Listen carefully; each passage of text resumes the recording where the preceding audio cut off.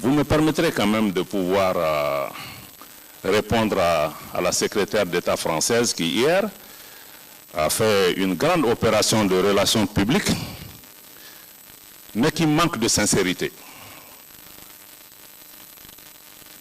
C'était politiquement correct à entendre, mais c'est très loin de la réalité. Je vais vous dire pourquoi. D'abord, je pense qu'elle a indiqué hier que le régime à Bamako se bat pour sa survie. Je crois qu'un régime qui a une telle assise populaire n'a pas à s'inquiéter pour sa survie. La survie pour laquelle le Mali se bat, c'est la survie du Mali en tant qu'État. En tant qu'État. Et la survie de l'État malien a été menacée parce que la France, à la tête d'une coalition internationale, est intervenue en Libye pour une opération. Jusqu'à aujourd'hui, on ne connaît pas quel était l'objectif recherché. Qu'est-ce qui a été fait pour gérer le service après-vente, éviter qu'une opération étrangère ne finisse par une déstabilisation de l'ensemble de la région. Les Africains s'étaient levés à l'époque pour s'opposer à cette intervention. Aujourd'hui, c'est la cause principale. Ma soeur de Libye est là, ils sont encore en train de se battre entre Libyens pour fixer le problème chez eux. Mais aujourd'hui, l'intervention en Libye est la cause de la déstabilisation de toute l'Afrique. Hier, nos chefs d'État ont parlé, ce n'est pas seulement le Mali, c'est tout le Sahel, c'est l'Est de la RDC, jusqu'au Mozambique.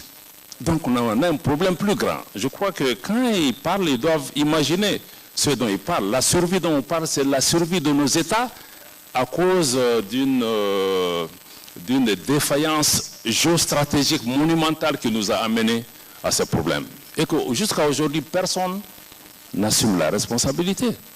Est-ce qu'ils sont venus pour empêcher que la faillite de Bamako? Oui, nous le reconnaissons. Mais vous venez faire le pompier après avoir allumé le feu. Je suis reconnaissant pour les morts français au niveau du Mali. Elle a parlé hier de 50, mais le Mali ne compte même pas ses morts. Civils ou militaires. On ne compte pas. Combien de Sénégalais ou d'autres ont perdu la vie. Donc je crois que ça, c'est la cause principale de la déstabilisation. Elle dit aussi que la France se bat pour la souveraineté des pays africains et qu'elle n'entend pas se substituer aux armées africaines. Je vous donne un exemple. D'abord, la France se substitue aux armées africaines parce que quand la France est venue pour aider le Mali à libérer notre territoire en 2013, il y a 3 grandes régions dans le nord du Mali. On a libéré ensemble Gao, on a libéré ensemble Tombouctou, Kidal qui est la 3e région dans le nord du Mali. À 50 km de la ville de Kidal, l'armée française a stoppé net l'armée malienne en disant que vous ne pouvez pas entrer à Kidal sur notre propre territoire. Quelle souveraineté vous promouvez? Aujourd'hui, 10 ans après, l'armée malienne et l'État malien n'est pas présent à Kidal. On parle d'ingérence dans les affaires intérieures parce que la France est venue, elle a choisi son camp avec qui travaille 10 ans.